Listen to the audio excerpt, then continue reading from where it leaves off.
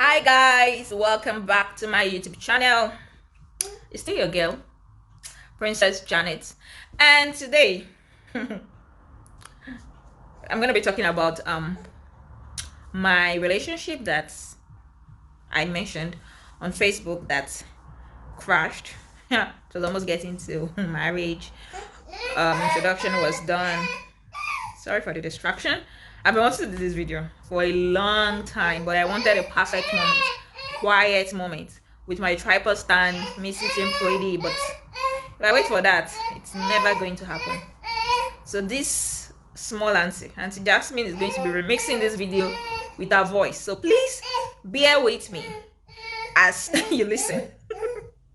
So I want to talk about my relationship that crashed, how we met, what transpired, some of the red flags that were appearing pink to me, and I recovered.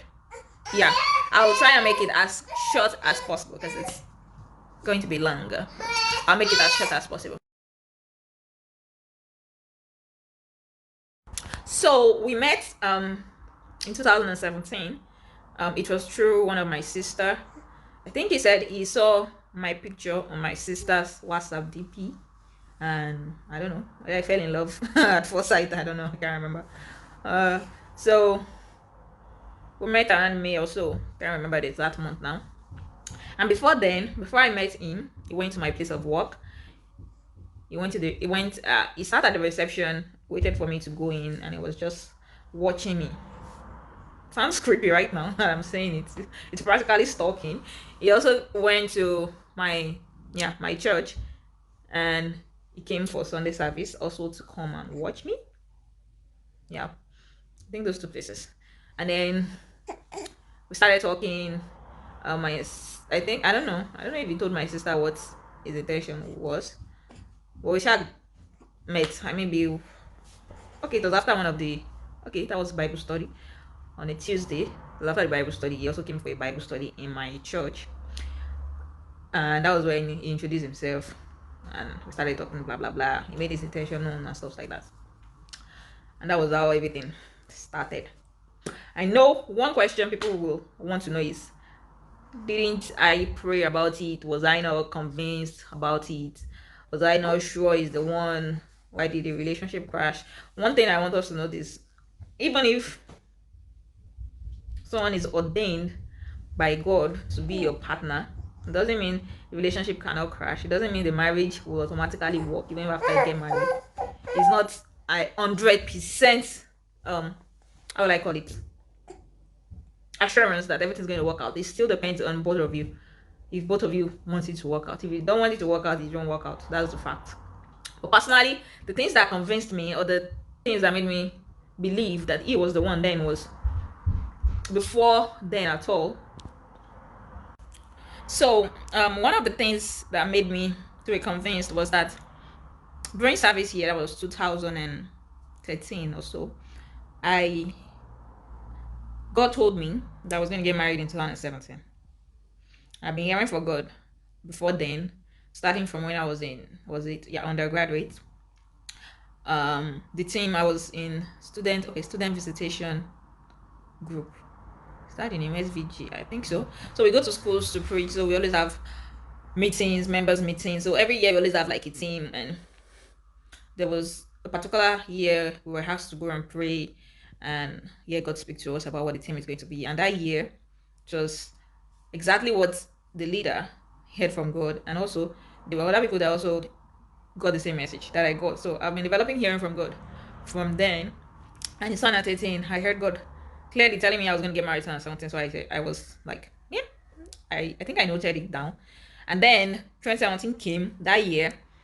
Daddy Adeboye, he prophesied. One of the prophets for that year was that there were going to be many, I don't know, maybe many weddings or something. So I was like, wow, that's a confirmation. That's exactly what God told me about 2017. So definitely, this is my year, my year to get married. And then January went, February went, March, nobody, April. I think the guy showed up in May or so. And I was like, definitely, this must be him. Of course, if I was going to get married in 2017, I must have met the person by now. May is a good time. I'm not going to meet the person in December and get married in December. So, and then after that, I also prayed. I told my mom, my sisters to pray along with me, which they always do, especially my mom.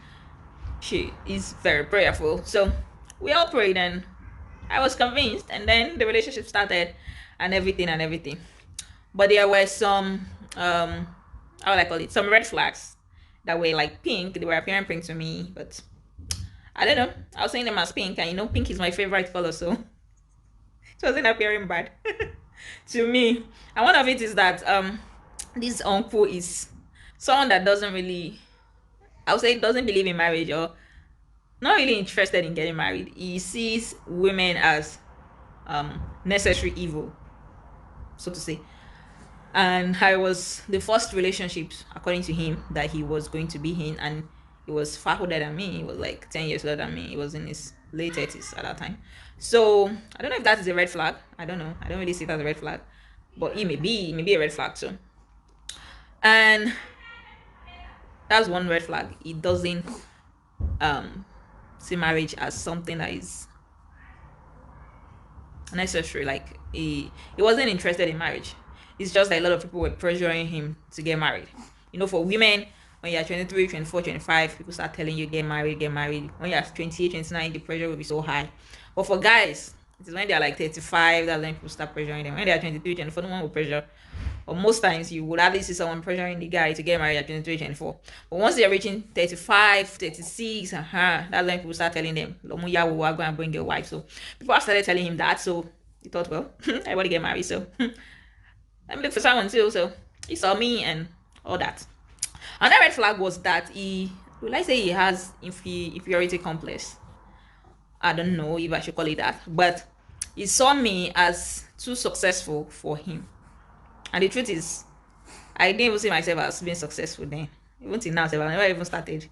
I've not started at all. And the funniest thing is, it's not as if he was lacking behind. We both were in the same field. We were both lecturers. He was already rounding up his PhD. I was just getting started, like just starting my PhD. You were already rounding up. Your level was higher than mine in lecturing KEDA. You're any more than me based on just lecturing salary, though I had other sorts of incomes which were more than his, but I really didn't see that as a big deal, but he saw that as a big deal. One. Then he discovered my Facebook account and how I write, things I write about, stories I write about. Then that was when I was writing this book, Jasmine. And he saw it and he was like, as me he saw all that before it came, that it wouldn't have even come at all. That was what he said. He said that it was as if there's this proverb in Yoruba, like when you put your leg inside river, you cannot come out again or something. I can't remember that proverb. I can't even say it in Yoruba. So something like that, like he has already entered finish, so it's kind of too late for him, but he's not really comfortable with who I am, basically. And then he said he would have preferred to get married to someone like a teacher, like a primary school teacher or something.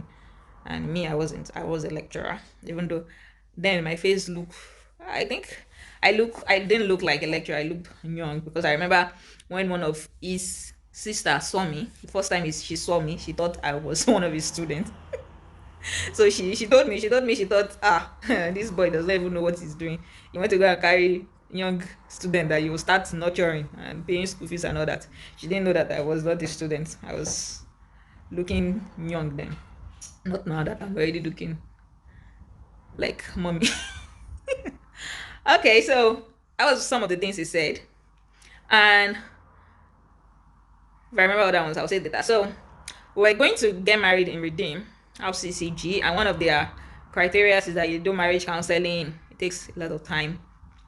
Then you will go through, my church was just a parish. You go through the area, then from the area you go through the zone and then through the province, and then they will send it to the camp. It was really a long, tiring process, and we've already started it. We're almost rounding up. It was coming from Ilorin then, because we met in Ilorin, but later on I moved to Ibadan for my PhD then, so it was always traveling from Ilorin to Ibadan during the weekends for the counseling. And the counseling was nice. It's really good for us to have such counseling. So we've started all those processes, and then we've already gone to the registry, because you're supposed to go to the registry and register. I can't remember what we did, Seth. So I did some registry and they said we should come back 21 days later or so. I never went back. I don't know if you later went, yeah. So we've done that too. I already bought um wedding gown, I already bought my traditional wear. And then what exactly caused the whole scattering of the marriage was, okay, we think it was the main thing that caused the problem was choosing what we look like call it the wedding date. Yeah, we've chosen several dates, and most of the dates were cancelled, first by the church and then later by him. And that was because he was rounding up his PhD. His supervisor was someone that was you know how Nigerian supervisors are now for undergraduate, don't talk about PhD. So he didn't want the two to be crashing, or to be clashing rather. So he wanted to finish the PhD first before he goes for the before we do the wedding. Then at the point, I think the supervisor traveled out, and so something like that. So we shifted the date again like twice, even though it's just between us, trying to fix the date and all that. And then my own PhD proposal was also coming up soon, and I wanted time to also be between the proposal, my PhD proposal, and the wedding, because I was going to be doing the proposal in Ibadan, and we were planning to settle down in Ilorin because I was also working in Ilorin, he was also working there, so that was going to be the base. But before I, go to Ilorin, I also wanted to, settle that first, but he wasn't putting that into consideration. So later on, he fixed a date, and then he was now talking about his brother's what do they call it, PhD, um I think defense, yeah. And I was like, what about me? Am I not important? How about my own PhD proposal? Am I not supposed to be important? If the bride is not at the wedding, is the wedding going to hold? That kind of thing. And then everything was turning to argument. So just something simple, like something very simple. And it was turning to argument. Okay, to the extent that I was like, I got angry and I was like, I will return your wedding gown, because I was the one that paid for it. It was the one that paid for the wedding gown and the traditional clothes. I was like, I'm going to return your wedding gown. You're not ready to put me into consideration here. And he also saw that as a red flag. Like, how will you be threatening me that you want to return the wedding gown and stuff? So all the arguments, yeah. Some of his family also, some were supportive of him picking a date that will not favor his elder brother, while some were like um supporting shifting the wedding date. So it was like how would I call it, 50-50 or so. So I also told my mom, I'm like, this is what is happening, and she was like, that is not really an issue, because we're not even planning to have like a big wedding. That's another thing I used to talk about. We're not planning to have a big wedding. Before, I've always loved a private, like just small ceremony. I really don't like stress. I don't have stress for Ashwebi. I don't have stress for bridal training. I don't have stress for poverty ladies. I don't have time for stress at all. I don't like anything to stress me, and those things are stressful to me. I don't like anything celebrations, if cooking, packing people together and then doing something. It's always stressful, and at the end of the day, most times people will continue to complain.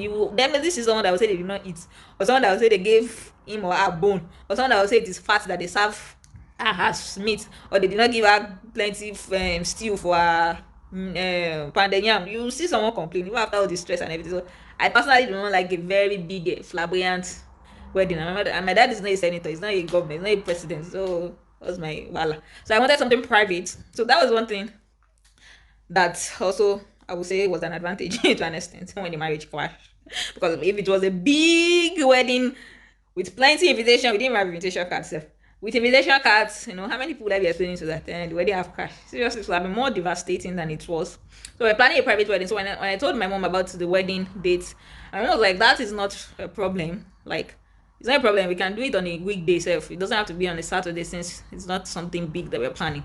So she picked up phone and called him, and he didn't pick up. And he never returned the call for almost 2 weeks. I was telling him, pick the call, and I was telling him to call her back, and he didn't. And I already told him, my mom will see that as disrespect. Elderly people, Yoruba people love respect. But he didn't listen. He disregarded what I said. He disregarded my mom. And then after about 2 weeks, after everything happened, he came to Ibadan, because I was in Ibadan then, and then we talked about it, blah blah blah. And to me, everything was still not a big deal. I was still ready to go on and everything. And then he said I offended his brother, that because of me, he spoke to his brother, that his brother that he has never been angry with before, that because of me. I was like, so how does that concern me now? I did not talk to your brother. I was you are the one that talked to him. How is it my concern that I should apologize to his elder brother? That's the elder brother that um the wedding date was not convenient for, and they was trying to shift it for him, blah blah blah. So he said I should call him and apologize. I'm like, well, no problem. It's not a crime to apologize. Maybe you believe you're not wrong. So I picked up the phone and I apologized to him, and he also said, no problem, everything is fine. And he prayed for us, and so be it. So I also told him, let's go and see my mom and explain yourself. And then he came to our house and then met my mom. And something about my mom is, when you offend her, she doesn't hide it. She will say it as it is, as in her mind. And once she says it, she has forgotten about it, and blah blah blah. So my mom told him that it is disrespectful for you to disrespect your mother-in-law, and not pick. You didn't pick a call. You didn't return the call, and I told you that you should, and you didn't for 2 weeks too. Why? Because you, I don't know. It was just, it's someone that, how will I put it? Because it was the last born. There's something about last born. Last born parents are always, let me say, tired to train them. They're always tired, exhausted, sometimes old. And in his case, yes, he was the last born. The parents were already old when they had him. So I won't say he was spoiled. He's not spoiled like that, no, but he is this kind of person that doesn't really have regard for someone. Yeah. It was evidence in how he treated my mom, which is unacceptable. My mom made it known to him that this is not acceptable, blah blah blah, and then she asked about what is the next thing and everything. And uncle got angry. He apologized grudgingly, and then he also got angry and then stormed out of the house and started acting. I don't know. I don't know. Can't even explain how he was acting. And this was someone that said I should apologize to his brother that I didn't even talk to, I didn't even have any contact with before, apart from me visiting them. And you find it difficult to apologize for what you did wrong, and you see it as something bad that she rebuked you and corrected you. It's also a red flag. Someone that doesn't like to be corrected. If you cannot be corrected by someone that is older than you, how much more? That means I won't be able to even correct you as a wife. I won't be able to talk or say anything. Especially with the fact that you are far older than me. That's another red flag. I still don't see it. That's a red flag. So from then on, started acting somehow and started saying stuff like, doesn't think our relationship will work, doesn't think our family is compatible, he doesn't think we are compatible. And I was still trying to even make him understand that it's a normal thing. It's a normal thing for couples to, argue, fight. It's not as if it's physical fight, it's just arguments, disagreements, misunderstandings. It's a normal thing. Even twins that live together for 9 months in the womb and probably grew up together under the same parents, they do quarrel, they do have misunderstanding, and then they will settle it. It's a normal thing. You cannot walk without your head shaking. That's when you proverb. You're learning Korima G or something. So I told him, I was trying to explain to him and blah blah blah, but uncle was not having it. He was like, if this is where God led him to, then he's not sure that's God that led him in the first place, and stuff like that. And I was trying to even persuade him and all, but he was adamant. And later on, the elder sister called me and told me that he said my mom abused him and abused his late mom and abused his family, blah blah blah. Like, nothing of sort happened. And I told her exactly what happened, and she confirmed that, okay, he mentioned some of this, and like, that was all that happened, nothing else. My mom also spoke to the sister, this is what happened, nothing else, nothing, nobody abused your mom or anything. And the elder sister was like, I should beg him and apologize. I'm like, for what now? What should I beg him for? Is it my first to marry someone? I should beg him and blah blah. I was like, I can't beg him and all that. But everybody was just saying, beg him, beg him, beg him. Okay. So I decided to pick up my phone and apologize, even though I did not do anything wrong. It was my mom that I believe that abused him and wronged him, even though it was the one that wronged her. So I picked up my phone and apologized. even though the apology was not from my heart because I did not do anything wrong. I should apologize. I apologized, and then he said, "Oh, it's not your problem. It's okay. It's all fine." Blah blah blah. He was driving. He'll call me back later and all that. And then he called me back a day or two after, and then he was telling me that, "What was I saying the last time?" And I was like, "What? What was I saying?" I knew what he was talking about. The thing about the guy is he's very smart and cunning. And at that point, I already get to know too. So I was being smart and funny with him. So I was playing like I don't understand what he was saying. I knew he was talking about the apology. He wanted me to say the apology all over again, probably record me. I don't know why, because I knew he clearly heard me the first time. And he confirmed that he had me when he said it's no problem, he has forgiven me before everything happened and all that. So when he asked me to say it again, I didn't. I just told him I know you already heard me, and he said everything is fine. So what else? Nothing more. Or maybe there were people there that wanted, maybe I was on speaker, I don't know. But I knew he just wanted me to say it again, probably to record me or to hear people hear me say what I wanted to say. And I didn't do that. And later on, he sent message, blah, blah, blah. You can't continue with the relationship, blah, blah, blah. And then, we already started counseling. I told the pastor in the church, and they also tried to intervene. They're also part of the people that said I should apologize to him, beg him, which I did, so that it will not be as if this auntie is proud, like they said, because that was part of what he said about me, that I'm proud. Yeah, said that. I don't know if I am. I'm not. Said I'm proud, blah, blah, blah. So I apologized and everything. Pastor tried to invite him to come so that we can, see face to face and settle it and all that, but he didn't. At all, he did not come. So that was how everything scattered. Nyam, pepe, scatter, scatter.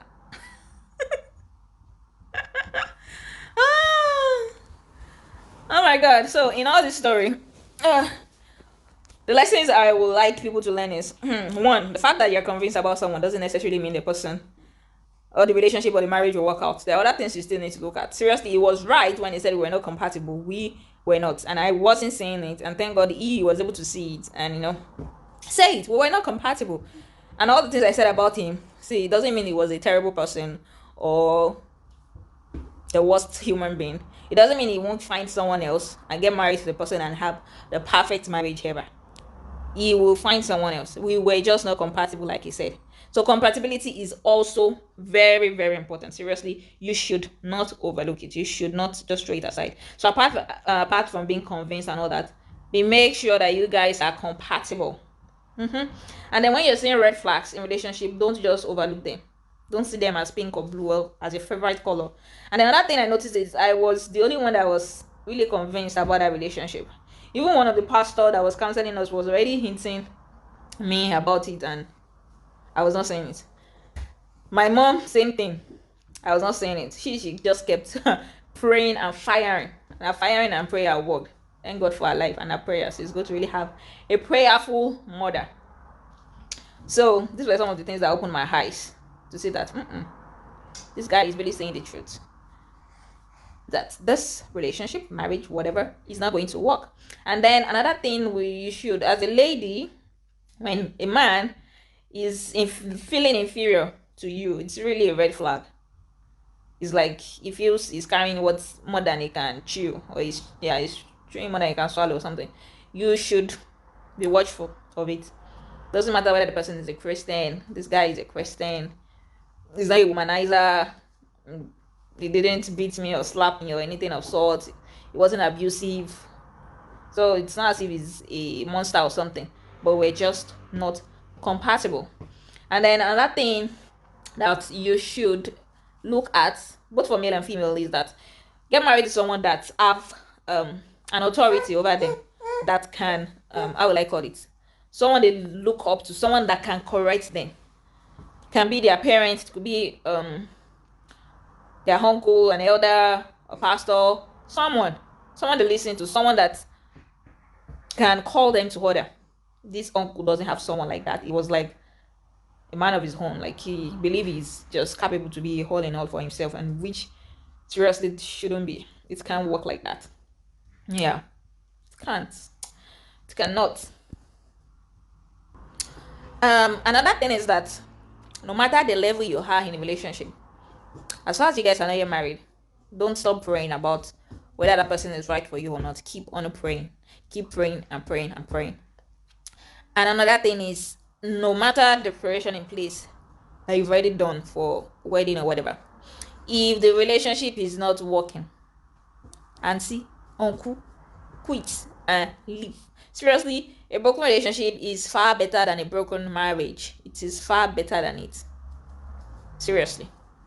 You will, by the time you get married later to the right person, you would not even remember how hurtful that broken relationship was. But if you're in a broken marriage, it will continue to hurt you for the rest of your life. And divorce is not an option. And if you be able to divorce for one reason or the other, remarriage is definitely not an option for a child of God. You cannot get married again unless that partner dies or something. So you need to be watchful and prayerful. After he finished his PhD, that was after we've broken up. He sent his but I think it was the day he did his defense. He sent his picture to me, yeah. And I congratulated him and all that, wished him well. And he was all surprised that I was wishing him like this life is not that difficult. The fact that we're broken up doesn't mean I'm gonna wish you bad. I wish you all well. And then later came, I think he sent a message and was like, he was missing me, blah blah blah. He thought I was going to fight for our relationship. I was just looking like this. I can't remember if I replied that message. I was like, get behind me, Satan. Get behind me. Never. My eye don't open. You said the truth. We are not compatible. No going back. I'm going forward. Bye bye. Hmm. And I've said my own side of the story, which might look like, oh, he has all the blame for the relationship not working out. I definitely will have my own part that I might not even be seeing. So doesn't mean it was the only one that contributed to the relationship breaking up. Even though I see the fact that the relationship broke up as a blessing, it definitely takes two to tango, two to make a relationship work or make a relationship break. But one thing is, my personality, who I am, is still the same. And I still found someone that was still compatible for me. Someone who is not threatened by my so-called, success. My husband does not even have a PhD and is not threatened that I have a PhD. He's not threatened by anything that I have or aspire to be. He's okay with himself. And he aspires to also be more for himself. So everybody is fine. No competition, no inferiority complex, no superiority complex. Everyone is perfect and fine. So you will always find someone for you. And to ladies, seriously, no matter how old you are, no matter how many broken hearts you've had, God can still find you the right person, irrespective. So I'm going to be ending this video here. It's already 30 something minutes, so let's cut it here. If I remember more, I've not really talked about how I overcame, being heartbroken and everything. So maybe a short video later, part 2. Let me see how this one goes. So guys, if you have any question, yes, you can drop into that. I can answer it in part 2. Drop your question or your comments, just a thumb up, just say like, give me a thumb up.